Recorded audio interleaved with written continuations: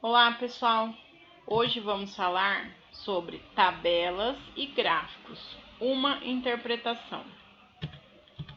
Habilidades: interpretar taxas e índices de natureza socioeconômica, índice de desenvolvimento humano, taxas de inflação, entre outros, investigando os processos de cálculos desses números, para analisar criticamente a realidade e produzir argumentos. Curta os nossos vídeos e se inscreva em nosso canal e bora estudar! O exercício 1 é da Fundação Carlos Chagas, é adaptada. O supervisor de uma agência bancária obteve dois gráficos que mostravam o número de atendimentos realizados por funcionários. O gráfico 1 mostra o número de atendimentos realizados pelos funcionários A e B durante 2 horas e meia, e o gráfico 2 mostra o número de atendimentos realizados pelos funcionários C, D e E durante 3 horas e meia.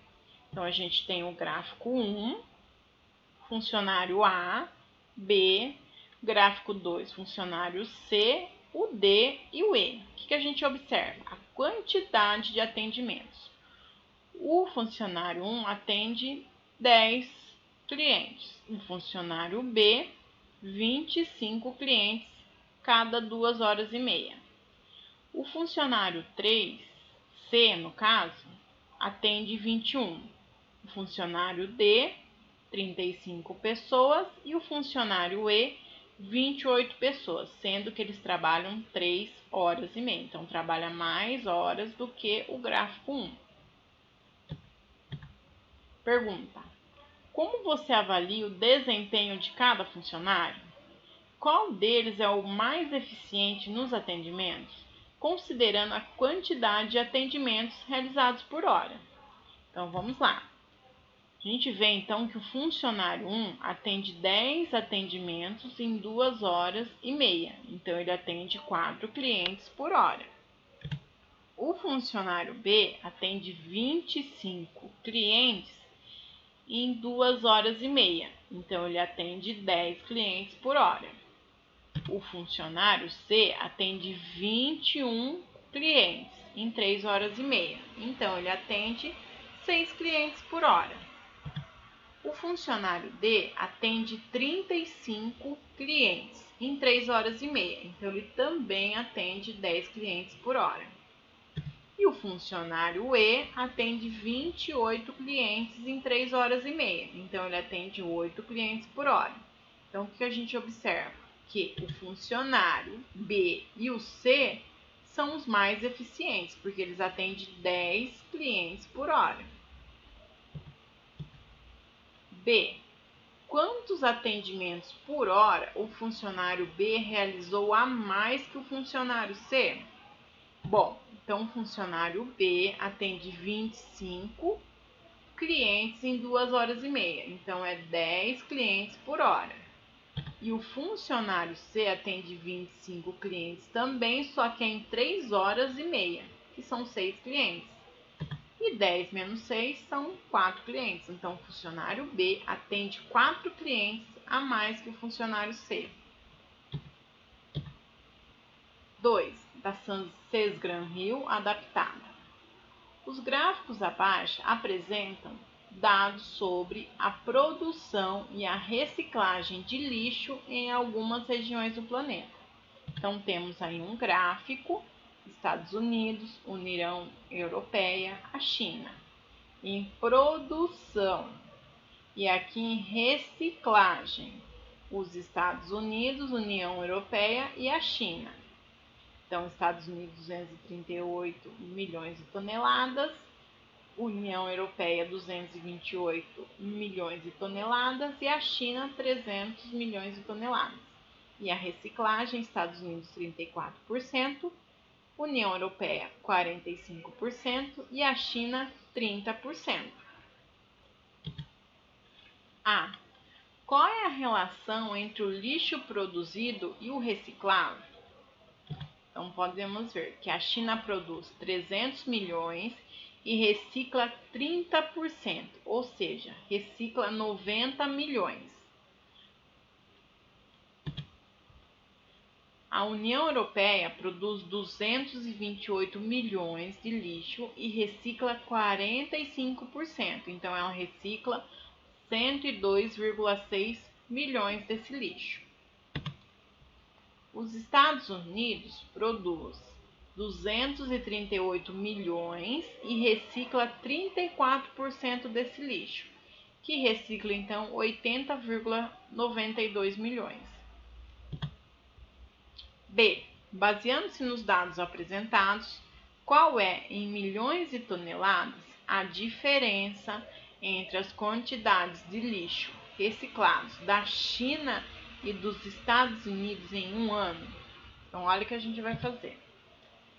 A China menos os Estados Unidos. A China é 90 milhões menos 80,92 milhões dos Estados Unidos, que dá, no caso, 9,08 milhões de toneladas.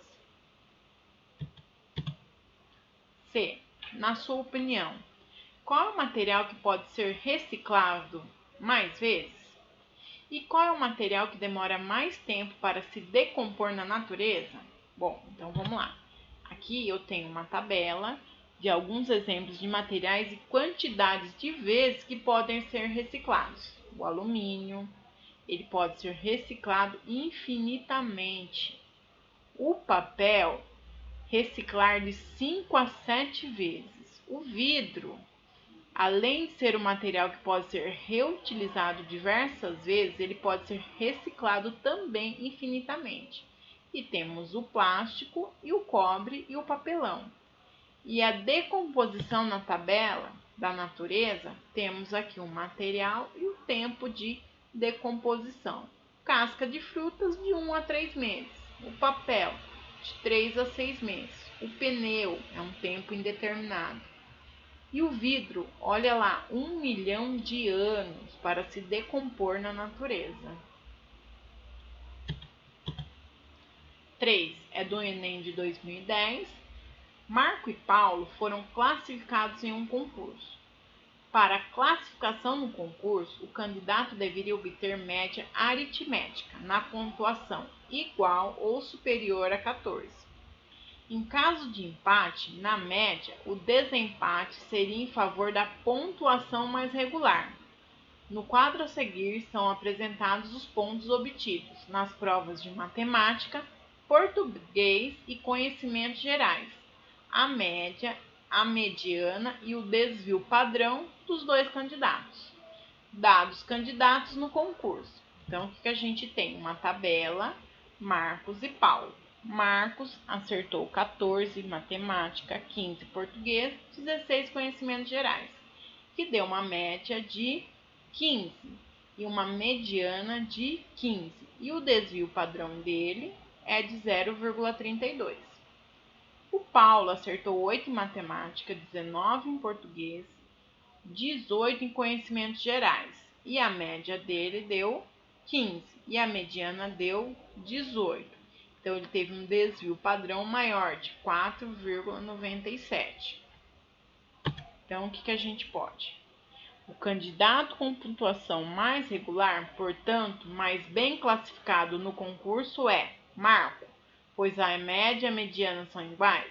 Ou B, Marcos, pois obteve menor desvio padrão?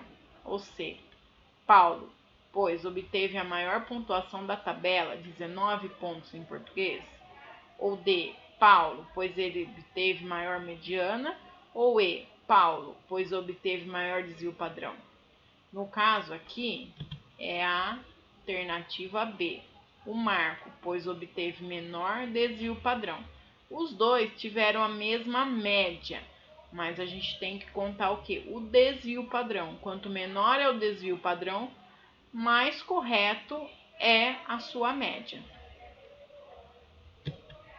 Espero que tenham gostado da aula, bons estudos e fiquem com Deus.